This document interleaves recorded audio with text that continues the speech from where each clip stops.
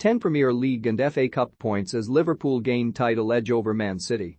Liverpool and Chelsea's surge into the FA Cup final took place alongside a typically unpredictable weekend of football in the Premier League as Jurgen Klopp and Thomas Tuchel watched their sides blow Manchester City and Crystal Palace away respectively. Cristiano Ronaldo helped Manchester United steal a march on Arsenal and Tottenham in the race for the elusive fourth position. The Portuguese ace's hat-trick against Norwich City sealed a vital 3 points in a poisonous, protest-laden atmosphere at Old Trafford. And his immense contribution could prove to be one of his most important in a United shirt as Arsenal and Tottenham succumbed to defeats against Southampton. Daily Mirror Football considers 10 Premier League and FA Cup talking points from the weekend. Ibrahima Konate's powerful header and Sadio Mane's brace saw the Reds hand Liverpool a crucial psychological advantage over Liverpool. While Jack Grealish and Bernardo Silva both found the net to threaten an astounding comeback, the Reds more than merited the bragging rights on this occasion. And it would be very hard to argue that Liverpool do not have the edge over the reigning champions. Neither sides could be separated during their explosive 2-2 draws at Anfield and the Etihad Stadium this campaign. Liverpool have well and truly struck first blood, even if Guardiola and Klopp avoided such conversations. But as the end of the Premier League season and a possible Champions League final clash looms over the horizon, Klopp will likely be the more confident of the two managers heading into a fantastic finale. Who will win the Premier League title this season? Let us know in the comments. The lasting effects of Manchester City's explosive clash with Atletico Madrid were well and truly felt at Wembley. While Grealish may have been able to cover up any clump of hair Stefan Savic potentially yanked from his head, the former Aston Villa captain's Alice Band could not make up for the injuries to Kyle Walker and Kevin De Bruyne. Unsurprisingly, Guardiola made 7 changes from their exhausting clash at the Wanda Metropolitano. And this overhaul of the first 11 proved to be crucial, as a well-rested and fresh Liverpool side completely overwhelmed City's technicians. Klopp's men pressed the life out of the citizens and played through their defenses with relative ease in an explosive first half of Premier League football. While Klopp said the opening period was up there with the best football he has seen from his side this season, the vast difference in quality was plain for all to see at Wembley. Ronaldo's crucial hat-trick saw United record their first victory since the Portuguese ace found the net on 3 occasions against Tottenham Hotspur. Despite many dumping United's problems at the doorstep of the former Real Madrid and Juventus ace, he is currently dragging United kicking and screaming. The Red Devils are, somehow, well and truly back in the race for the top 4, courtesy of Arsenal and Tottenham's recent defeats to Southampton and Brighton. Only 3 points separate United from Antonio Conte's Spurs side. And with the race for the top 4 set to go to the wire, United will surely be reliant on the majestic marksman yet again.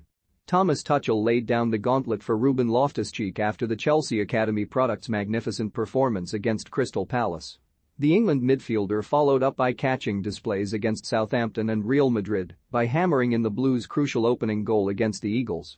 And after the former Palace loanee opened his goal-scoring account for the Blues, Tuchel challenged the 26-year-old to finally fulfill the promise and potential that has been attributed under his name. This is what he shows in training, but this is not enough. He needs to show it on the pitch because he hides his talent and potential for a long time, Tuchel said after the game. He's capable of producing performances that everyone sees, but is also capable of producing performances where he hides his quality. He showed that for many years, this is the way to go, and that's why for him, it's step by step and to continue to grow in confidence. With 7 Premier League matches and an FA Cup final to go, Loftus-Cheek could be a very important player for this season's climax. Just when it seemed Conte had finally clicked Tottenham into gear, the North Londoners' so-called Spursiness came back to haunt them. Despite the fact Tottenham came into the contest as the Premier League's highest goal scorers in 2022, they were remarkably blunt against Brighton's resolute defense. Graham Potter's side fully deserved Leandro Trossard's 90th-minute winner as they outperformed and outworked Tottenham in every area off the field. The only positive for Conte and his side is that the top 4 remains in their hands, only just. What a difference 3 games makes. Arsenal came into the international break in pole position to secure Champions League football for the first time since 2017. However, a chastening 1-0 away defeat to Southampton means they have now lost 3 consecutive Premier League games for the second time this season. While Saints goalkeeper Fraser Forster was the difference between the two sides, Arteta should be very worried about the North Londoners' current predicament. Up next is an even more ominous trip to Stamford Bridge, where they will meet a Chelsea side in good form. This clash against Tuchel's men is surely a must-win for the Gunners if they are to maintain their push for fourth position. West Ham United fans may have still been celebrating by the time a Sean Dyche-less Burnley came to East London. The Hammers' magnificent 3-0 away victory against Lyon is one of the best performances in the club's history and one of the best from a Premier League side in Europa League competition. But with plenty to fight for in the Premier League, David Moyes will likely be disappointed they could only muster a 1-1 draw against Burnley.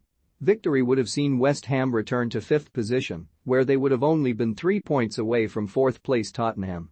Unfortunately for Moyes, any hopes of a top-4 finish could be dashed if United, Arsenal and Tottenham all win their respective games in hand.